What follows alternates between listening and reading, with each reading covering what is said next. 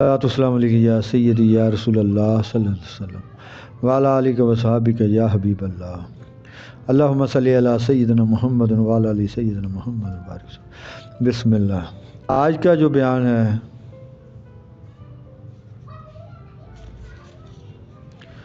یہ روزے کے متعلق ہے، کیونکہ ماہ رمضان آ رہا ہے، ماہ رمضان کی آمد ہے۔ ماہ رمضان کے بارے میں کچھ بیان کریں گے کہ اللہ تعالیٰ امت مسلمانوں اللہ پاک اس سے مستفید ہونے کی توفیق عطا فرمائے۔ کیا آپ جانتے ہیں کہ رمضان نہ صرف بھوک کا مہینہ ہے بلکہ صبر اور تحمل کا مہینہ بھی ہے؟ آج ہم سیکھیں گے کہ روزہ کیسے ہمیں صبر کی تعلیم دیتا ہے۔ آج ہم اس کے بارے میں بیان کریں گے کہ روزہ کیسے ہمیں صبر کی تعلیم دیتا ہے۔ روزہ رکھنے سے انسان مشکل حالات میں صبر اور برداشت سیکھتا ہے۔ روزہ رکھنے سے انسان مشکل حالات کا سامنا اور صبر اور برداشت سیکھتا ہے۔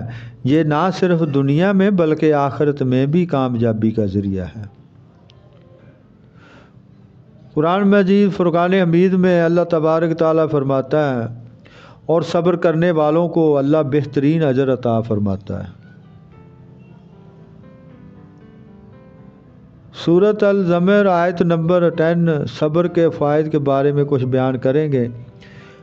غصہ پر قابو روزہ رکھنے سے انسان غصہ کم کرتا ہے۔ غصہ پر قابو پانا روزہ رکھنے سے انسان کو غصہ کم کرتا ہے۔ روزہ رکھنے سے انسان کے غصے میں کمی آتی ہے، مشکل حالات میں شکر، پریشانی میں اللہ کا شکر ادا کرنا سیکھتا ہے، عبادت میں استقامت اور نماز اور عبادت میں مستقل مزاجی پیدا ہوتی ہے۔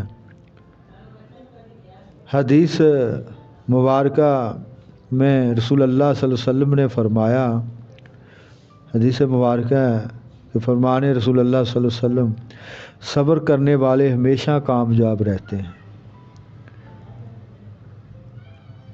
حدیث صحیح بخاری حدیث 6470 حدیث نمبر 2، رسول پاک صلی اللہ علیہ وسلم نے فرمایا، روزہ دار کا صبر قیامت کے دن نور اور فخر کا باعث ہوگا۔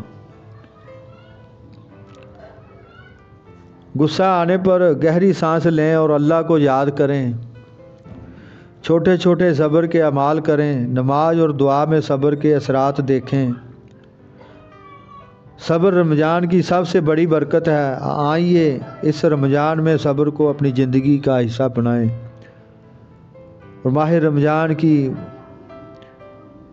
برکتوں سے مستفید ہوں اور اپنے